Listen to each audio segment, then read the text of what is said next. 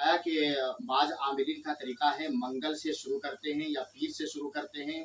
मेरा तरीका बेहतर यही है कि जुमरात के दिन असर के बाद आप मुकम्मल तौर पर किसी मस्जिद में या किसी ऐसे घर का इंतखाब करके वहाँ पे आप चले जाएं और मगरिब की नमाज वहाँ पे अदा करें, जाए अमल पर या जहाँ आप अमल करना चाह रहे हैं वहाँ पे।